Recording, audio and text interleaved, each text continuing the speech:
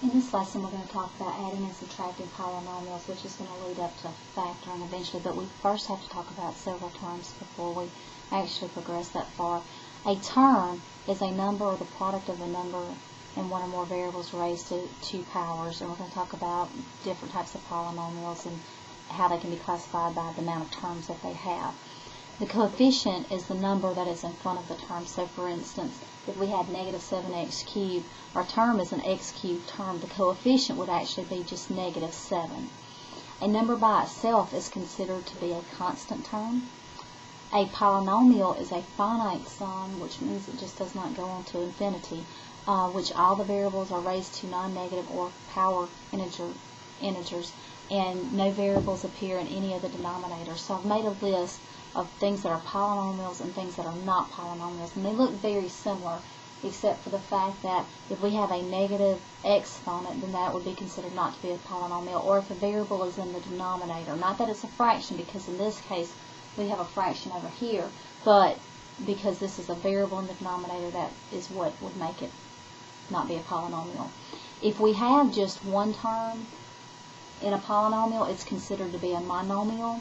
If there are more than one term, so the first term would be negative 2x cubed, the second would be our constant of 7. So there's two terms here, so it's considered to be a binomial. And the trinomial would be with 3 terms. All of these are still considered to be polynomials, and if they have more than 3 terms, then we still consider it just to be a polynomial. Now we can classify polynomials by their degrees.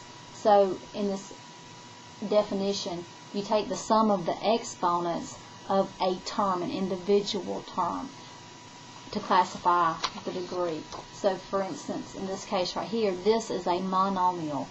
Now, as far as the degree is concerned, we say it has a degree of 4, just because the variable has that degree of 4. 7 squared, we could rewrite that as 49, so that's why we could write it with an exponent or not with an exponent, so we don't consider that part of considering what a degree is. The second term here, and this being a single term, this would be a monomial. We would say this has a degree of 7 because you would take the sum of all of the variables within that term. So we'd say 4 plus 2 plus an understood 1 for x, and that's how we would calculate that's the degree of 7. If it has more than one term, then you take the highest degree of any term. So this first term here has a degree of 3. This has a degree of 2 because you would just say 1 plus 1 for the exponents. This has a degree of 1. So overall, the polynomial has a degree of 3.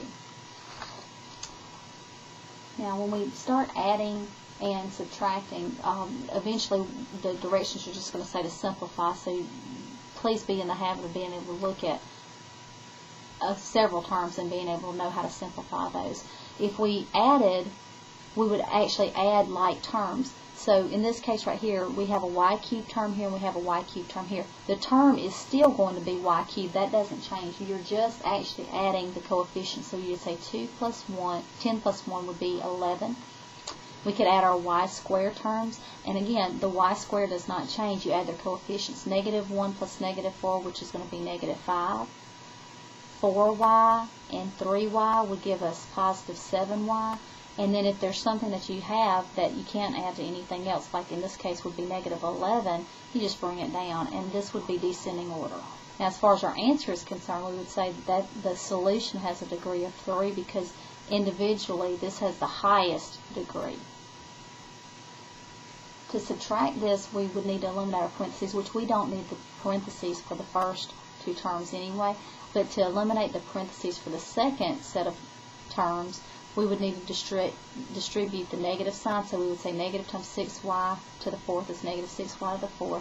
A negative 1 times a positive 7x cubed would be a negative 7x cubed. Negative 1 times negative 3y is positive 3y. And then add our like terms. So we have y to the 4th that are going to be the same. You add their coefficients, 2 plus negative 6, which is going to be negative 4. Our next term down would be this negative 7x cubed, and since I can't add it to anything, I'm just going to rewrite it. Then I can add the 4y and the 3y and get positive 7y. And as far as the degree of our solution is concerned, we say it would have a degree of 4.